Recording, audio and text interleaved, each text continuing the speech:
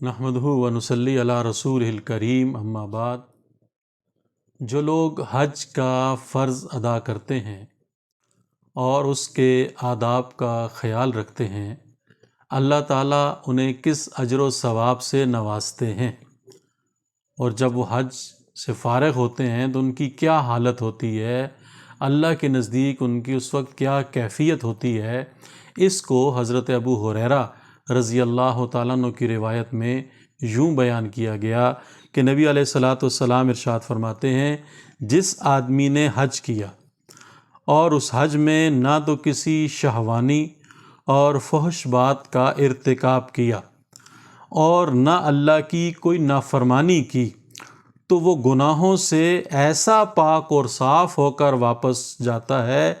جیسا اس دن تھا جس دن اس کی ماں نے اس کو جنا تھا۔ کہ جب بچہ پیدا ہوتا ہے اور وہ گناہوں سے پاک اور صاف ہوتا ہے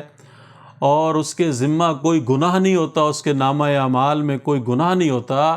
ایسا ہی حال اس شخص کا ہوتا ہے جو بیت اللہ کا حج اس طرح سے کرتا ہے کہ اس حج میں نہ تو وہ اللہ کی نافرمانی کرتا ہے، نہ اللہ کی حکم عدولی کرتا ہے، اور نہ اس حج میں کسی قسم کی کوئی شہوانی حرکت کرتا ہے، کوئی فحش حرکت کرتا ہے، اللہ کی نافرمانی کا کوئی کام نہیں کرتا۔ اور جب حج کے آداب کا خیال رکھ کے حج کو ادا کرتا ہے تو جب وہ اس فریضے کو ادا کرتا ہے تو وہ ایسے ہوتا ہے جیسے پہلے دن کا بچہ ہوتا ہے، جیسے اس کے ذمہ کوئی گناہ نہیں ہوتا، اس کے نامہ اعمال میں کوئی گناہ نہیں ہوتا، ایسے ہی اس شخص کے نامہ اعمال میں بھی کوئی گناہ نہیں ہوتا۔ اللہ رب العزت اس عمل کی برکت سے، اس حج کی برکت سے اور اللہ کی نافرمانی کے ان کاموں سے بچنے کی برکت سے اللہ رب العزت اس کے نامہ اعمال کو صاف فرما دیتے ہیں، اس کے ذمے کوئی گناہ نہیں چھوڑتے۔ تو حج بیت اللہ کی یہ جو فضیلت ہے، اس کو حاصل کرنے کے لیے ضروری ہے کہ حج کے سفر میں ہم کوئی ایسی حرکت نہ کریں جو اللہ کی نافرمانی کا باعث بنے، اور اس میں کوئی ایسی حرکت نہ ہو، کوئی ایسا فعل نہ ہو، کوئی ایسا کام نہ ہو جس سے اللہ کی نافرمانی کا کوئی ہلکا سا بھی شائبہ ہوتا ہو۔ جب اس سے بچ کر ہم اس حج کو ادا کریں گے تو اللہ رب العزت اس کی یہ جو فضیلت ہے یہ ہمیں عطا فرمائیں گے۔ تو اللہ رب العزت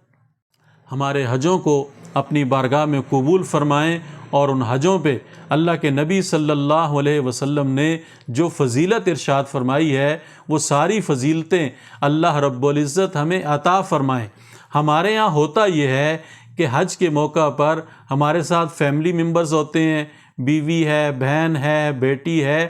اور جب ہم ان کے ساتھ جا رہے ہوتے ہیں تو ہنسی مذاق اور ایسی چیزیں یہ ہم ضرور کرتے ہیں، تو ایسی چیزوں سے بچنا چاہیے۔ حج کے چند دن ہیں،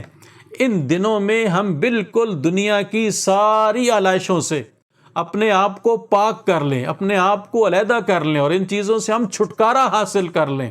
اور صرف اللہ کے در کے بکاری بن جائیں، اللہ کے در کے دیوانے بن جائیں۔ آپ کو تو معلوم ہی ہے کہ حج ایک ایسی عبادت ہے کہ اس میں تو دیوانہ وار گھومنا ہے، اس میں دیوانہ وار پھرنا ہے، نہ سر کے بالوں کی کوئی فکر ہے، نہ لباس کی کوئی فکر ہے، نہ بالوں میں کنگھا کرنا ہے، نہ بالوں میں تیل لگانا ہے، اور نہ جسم کو صاف کرنا ہے۔ میلے کچیلے ہو کے دو چادریں اوڑھ کے اللہ کے در پہ جا کے کھڑے ہو جانا ہے۔ کبھی بیت اللہ کا طواف ہو رہا ہے، کبھی صفا و مروہ کی سعی ہو رہی ہے، کبھی میدان عرفات میں جا رہے ہیں، کبھی میدان مزدلفہ میں ہیں، کبھی میدان منا میں ہیں، کبھی شیطان کو کنکریاں ماری جا رہی ہیں، اور کبھی کیا کیا جا رہا ہے، کبھی کیا کیا جا رہا ہے۔ تو یہ اعمال اور افعال ایسے ہیں کہ ان میں ہماری تمام تر توجہ جو ہے وہ اللہ رب العزت کی طرف ہو، اور جب تمام تر توجہ اللہ رب العزت کی طرف ہوگی اور اس عبادت کو ہم صحیح عبادت سمجھ کر جب ادا کریں گے تو اللہ تعالیٰ اس پہ ہمیں پورا اجر و ثواب عطا فرمائیں گے۔ اس لیے ہمیں ان چیزوں کا بہت خیال رکھنا چاہیے۔ اللہ تعالیٰ ہمیں اس بات کو سمجھنے کی اور اس پہ عمل کرنے کی توفیق عطا فرمائیں، آمین۔